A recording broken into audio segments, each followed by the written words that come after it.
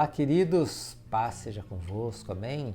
Passando para compartilhar uma palavra ao seu coração, e hoje eu gostaria de compartilhar Efésios capítulo 4, verso 29, que diz assim: não saia da vossa boca nenhuma palavra indecorosa, mas a que seja necessária para edificação, para dar graças aos que ouvem. Todos nós somos seres sociáveis. Nós estamos inseridos em alguma comunidade.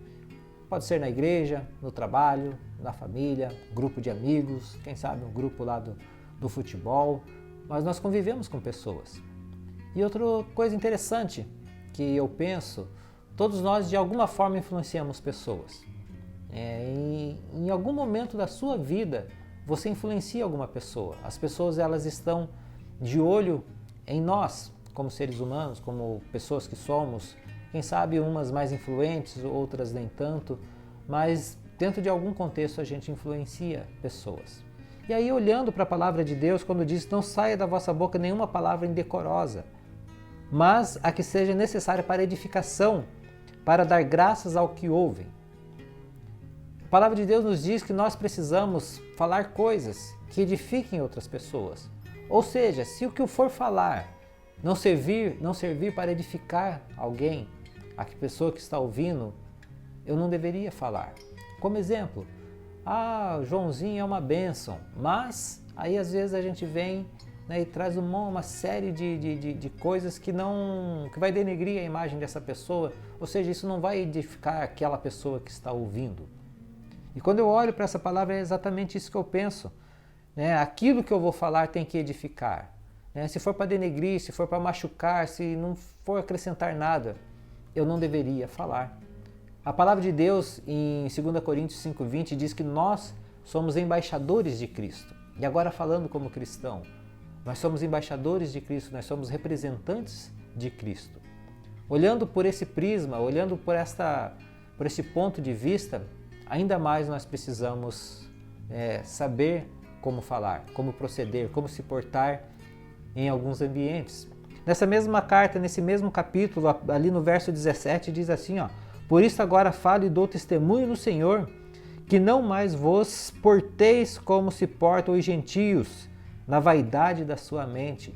Ou seja, aquele que é cristão, aquele que tem a mente de Cristo, aquele que é um embaixador de Cristo, deve pensar como Cristo, deve agir como Cristo, deve edificar pessoas.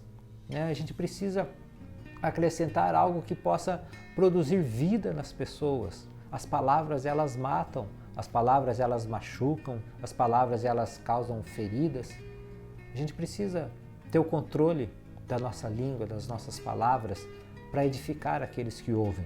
No verso 18 diz assim ainda: esquecidos no entendimento, separados da vida de Deus, pela falta de conhecimento que há neles, pelo endurecimento dos seus corações.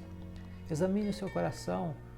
Quem sabe tantas coisas têm te machucado, quantos rancores, e isso nos leva às vezes a machucar pessoas.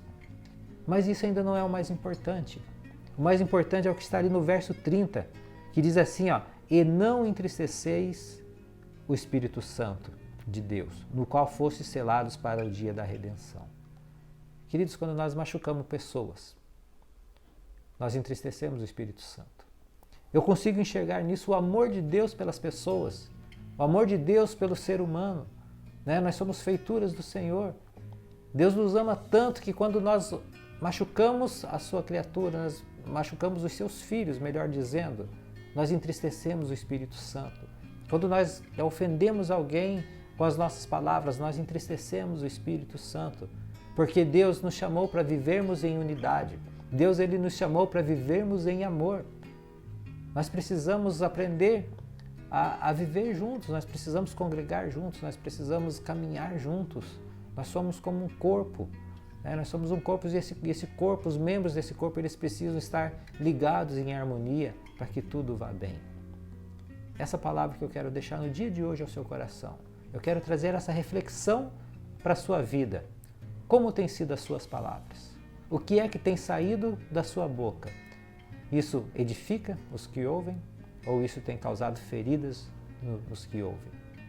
Pense nisso. Que Deus te abençoe e te guarde em nome de Jesus.